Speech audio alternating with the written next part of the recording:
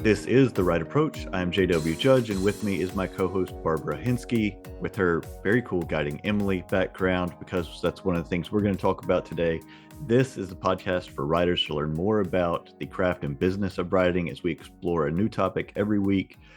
Today, we're going to talk about a couple of things. Primarily, Barb just got back fairly recently from being on the movie set of Guiding Emily, which was being recorded. And then I have finished my fifth novel, which I referenced a couple of times in episode 40. And we'll talk about that a little bit. So before we jump into those, Barb, what are you working on right now?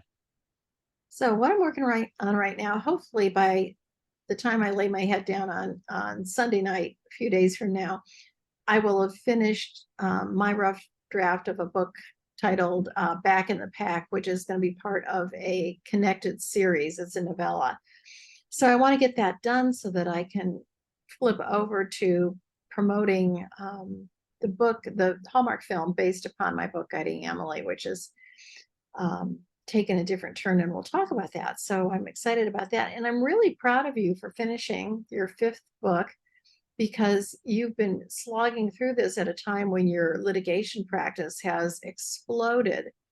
And it's so hard to do that. So kudos to you.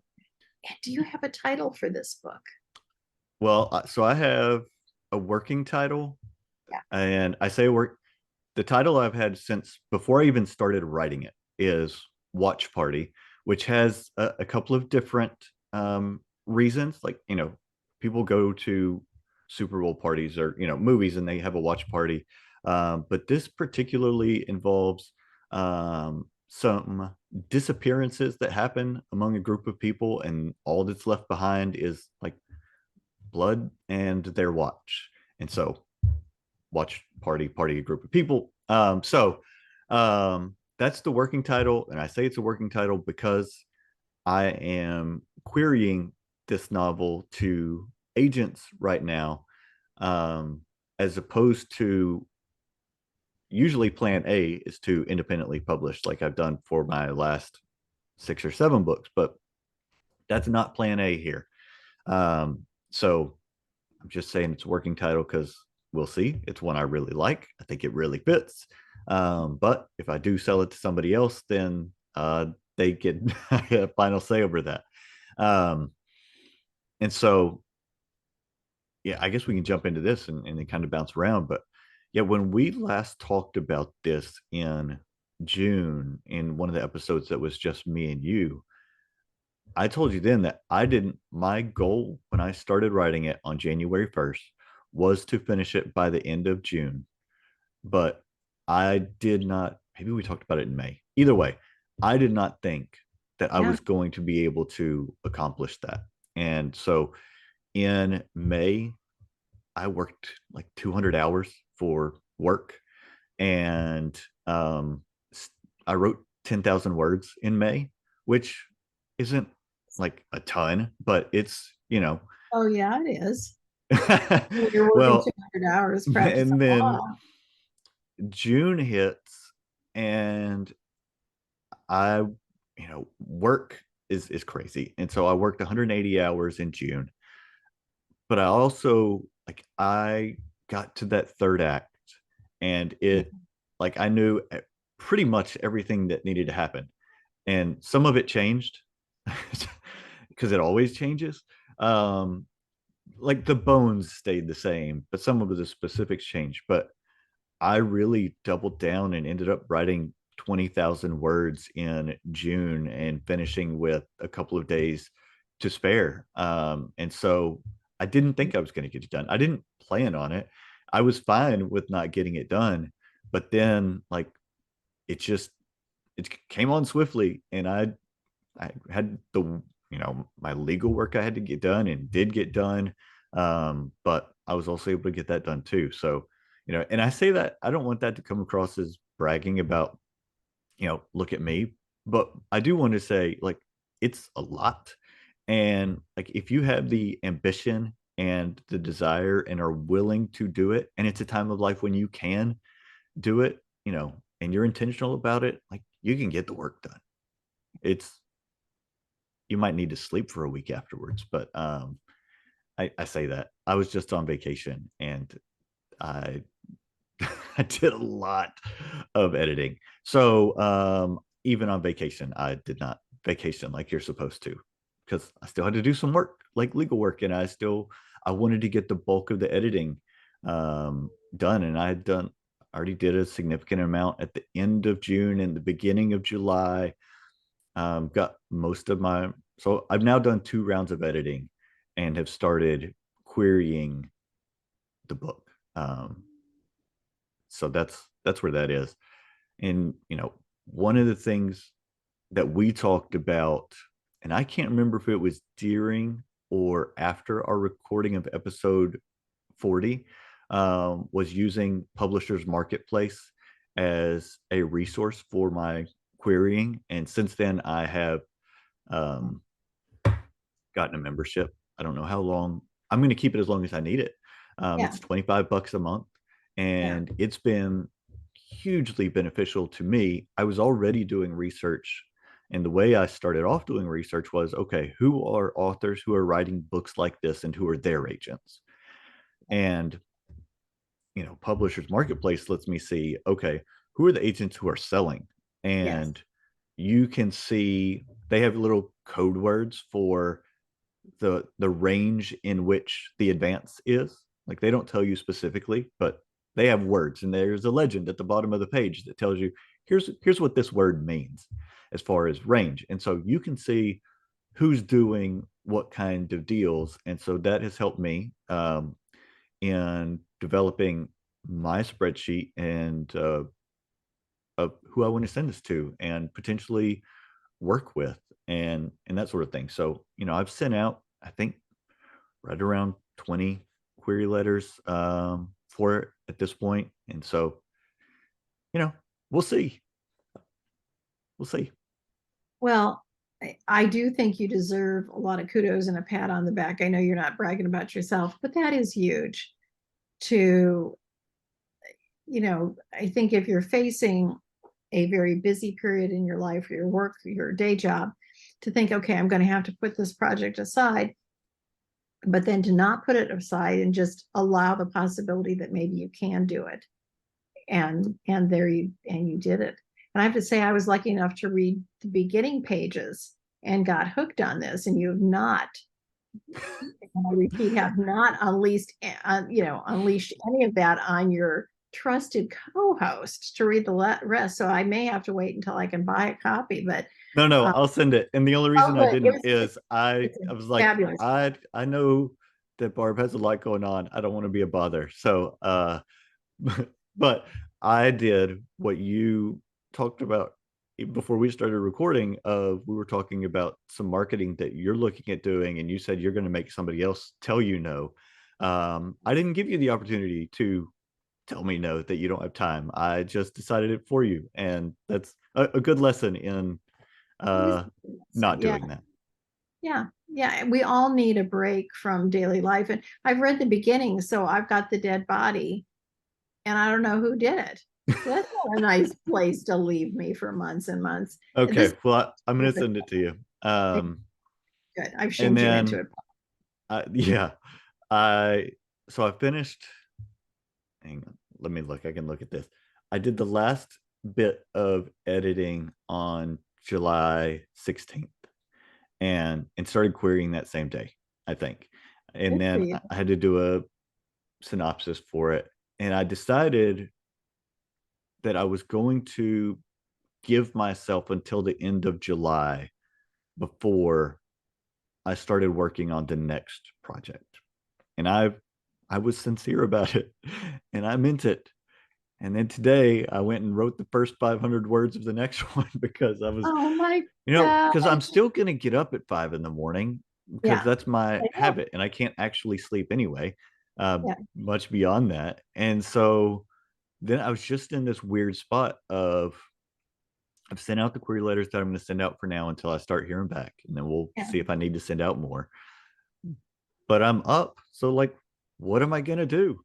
I'm yeah. I'm going to write, and It's it's going that to that. muscle that Yes. if you don't use it, I'm afraid that it's going to atrophy. And Yes. maybe And then that's ridiculous, but anyway, so I started the new one. good for you. Is it going to be another one in the vein of what you just finished? Watch list? So as of right now, it is. I had two that I was waffling between, and one was a fantasy novel, and the other one is this kind of gritty crime drama that is going to be built on the back of a short story that I wrote called The Murder Tree. Oh, And I want you to write The Murder Tree. Is that the one you're writing? that's not the one that I started today. But Okay. but if I sell Watch Party, Yeah. my expectation is or hope is that you know my hope is they're going to want another book. Sure. Um, You will. and for me, this the gritty crime drama is very much in that same vein. And so I may have to switch, not have to, I may ultimately switch over to that to have it ready next. Because you Because, may get a two-book deal. yeah, so um, we'll see. I figured out the other day how I will open that, and we'll see. So I'm still flexible. I just had an idea this morning for this one, so I just pushed out 500 words, and so I'm not committed that it has to be next. Right. If it is, great, but I know where both stories are going to start and kind of what they look like, or at least sort of a little bit. I love that. That's wonderful. All right, so let's talk about you were in Canada on Yeah. a movie set. Victoria. Yeah. So I don't think we haven't talked about that at all in the recording. So Guiding Emily, you've already had one Hallmark movie, Right. um, and that was with a Christmas. I was going to get it wrong. I almost called it a Christmas story. I think that one predates yours. Oh, I've got a dog barking. Hang on. You must have gotten an Amazon package.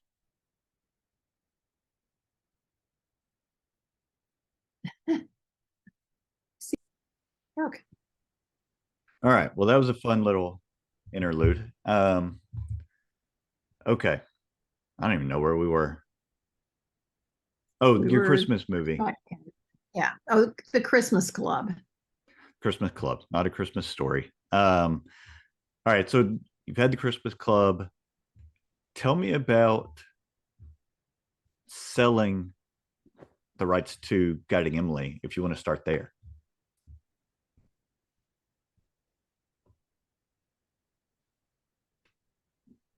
Oh, did I lose you? Yeah, it froze. I can see. Can you see me?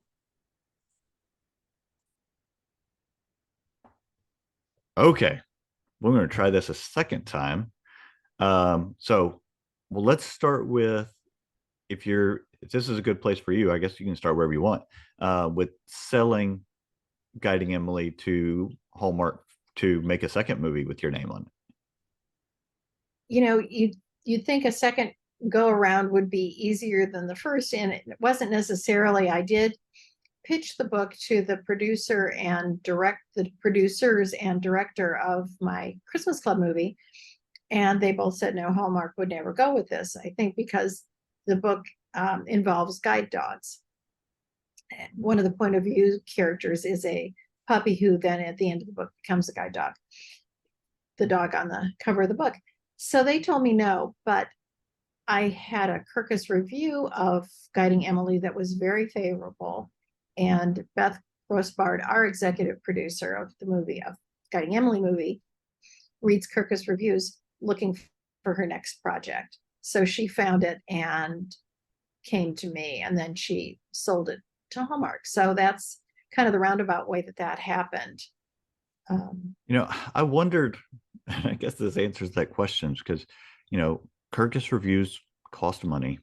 Right. Um, and I've always wondered, like, does it matter? you see Kirkus Review, you see these other review places that you can submit. You have to pay, and you may or may not get a good result from it. Um, but it sounds like in your case, it made all the difference.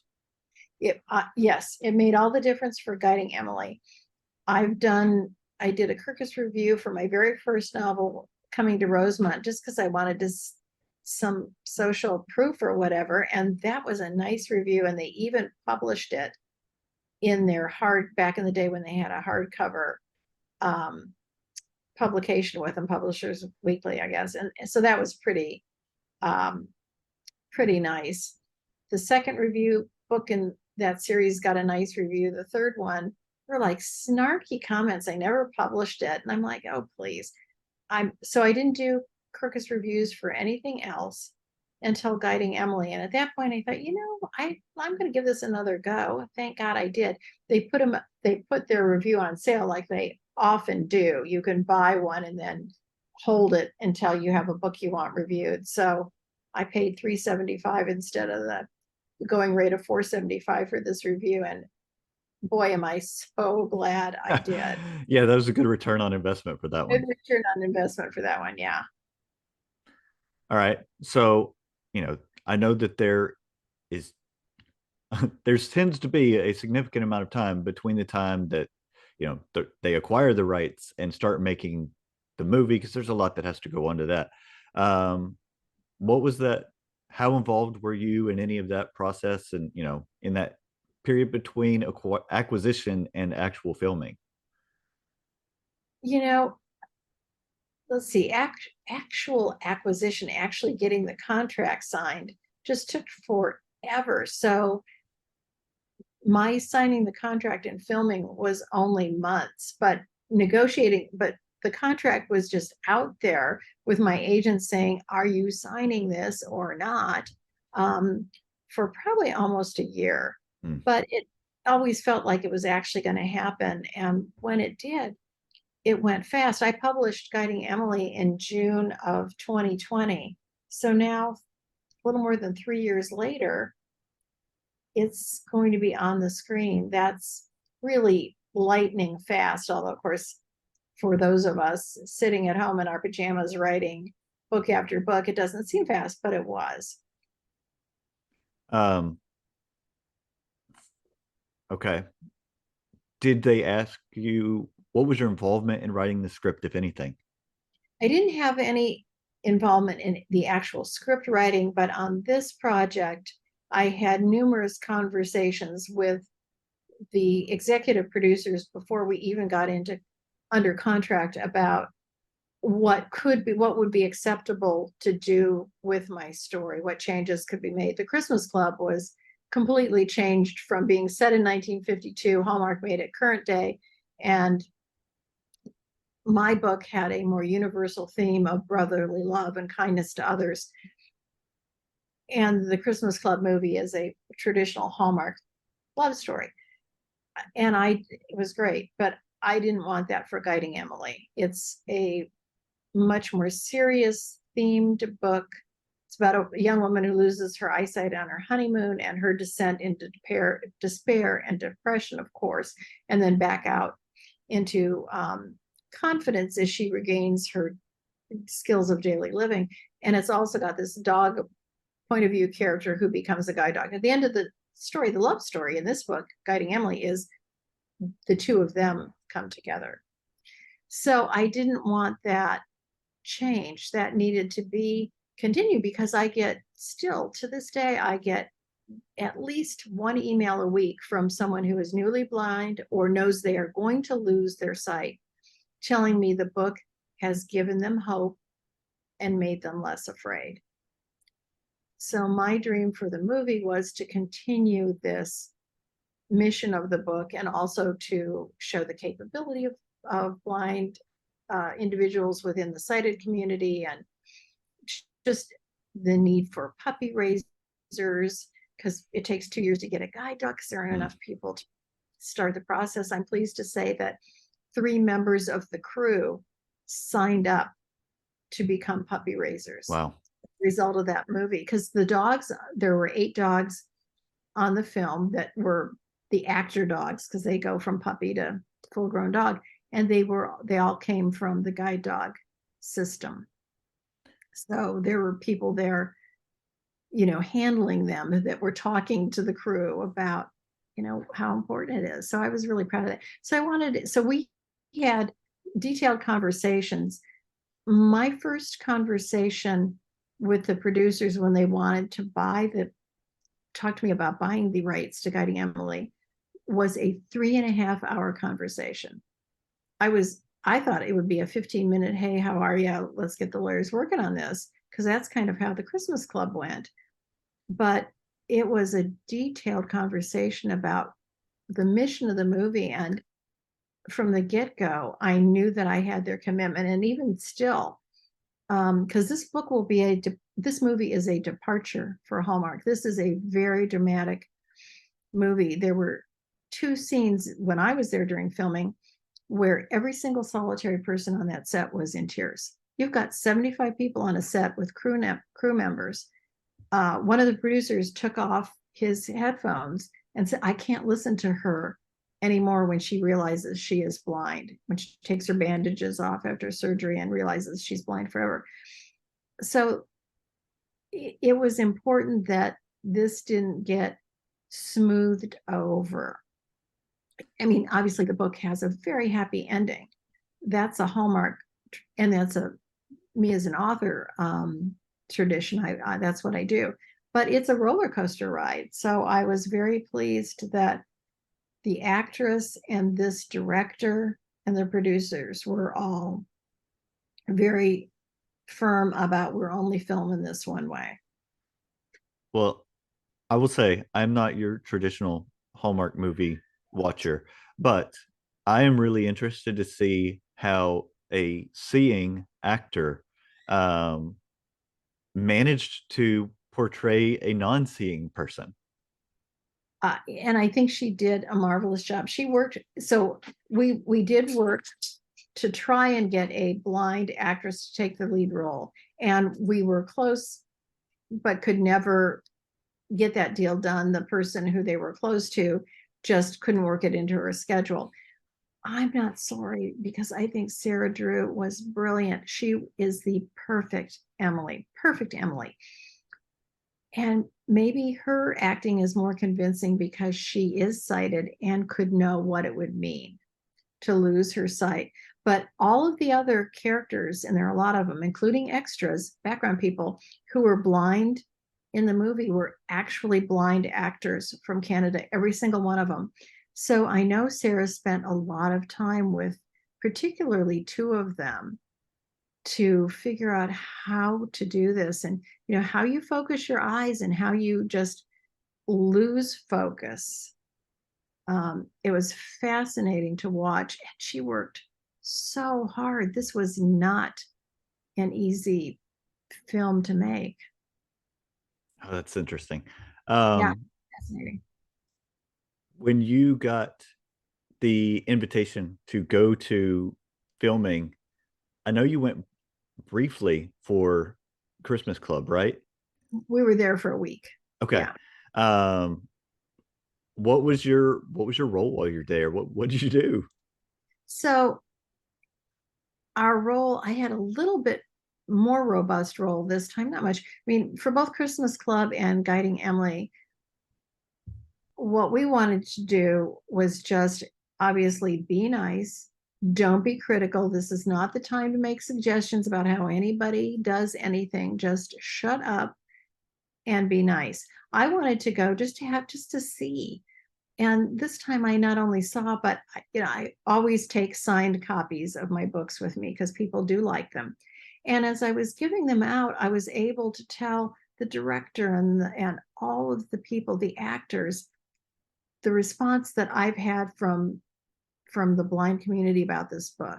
Because, and in fact, the actor who played the husband who leaves her cried when I told him about the response I got. So I think that my presence there served to up level and really increase their awareness of the power of the message of this story and how it can impact people's lives for good.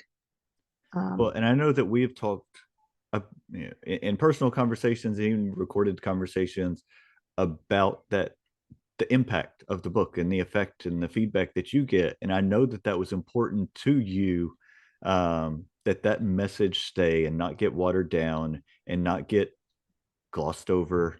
Yes, And did you feel like it kept that integrity? absolutely. Absolutely. The only things they changed were the lab that they used, the labs they used were yellow labs, because a black dog doesn't film well. Mm. Okay. Makes sense. In the book, she loses her eyesight in a horseback riding accident, and they made it rock climbing because it was, cheaper and easier. Working with animals is a nightmare. I can see why they don't want to work with animals. They used stunt doubles. I can't believe I wrote a book that has stunt doubles. So that was kind of fun.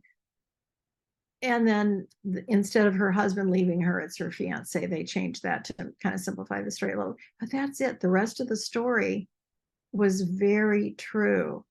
And the voice of Garth is Eric McCormick from Will and Grace. And he could not have been more perfect or more wonderful. It was quite, and then in Christmas Club, they were able to put my husband and I in the background, but they were not able to do it in this movie. You have to be a unionized actor, and I understand that, and I support that. I'm good with that. So we didn't get in the film, but they made the name of the hospital where she has her surgery and then gets her bandage off and stuff. They made it Hinske Memorial, and my author name is Barbara Hinske. So there were all these signs on set, and like they gave me, and I had the hotel mail home for us a sign like you would see in a hallway that says, radiology this way and cardiology that way, and it says Hinske Memorial above it. And Awesome. so that was really fun. That's a nice little nod to that. Yeah. Well, when does it come out? It comes out, unless Hallmark is famous for changing things, but it comes out September 8th, which is a Friday night on Hallmark Movies and Mysteries. I think they usually air them at 9 o'clock local time, but it's different. So you have to check local listings. And I hope whether you're a Hallmark traditional fan or not, I think this movie I think it will just be absolutely wonderful and gripping.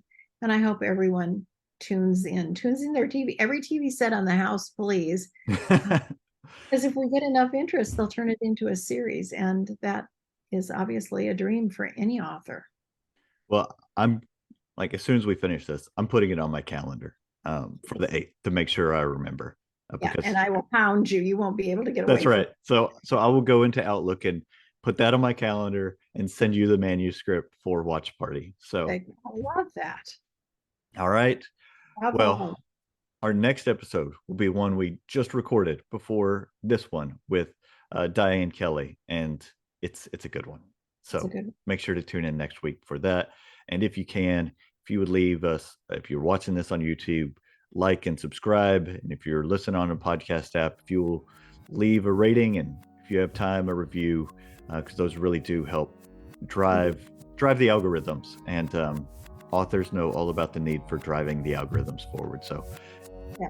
all right, we'll talk to you again soon. Thank you so much.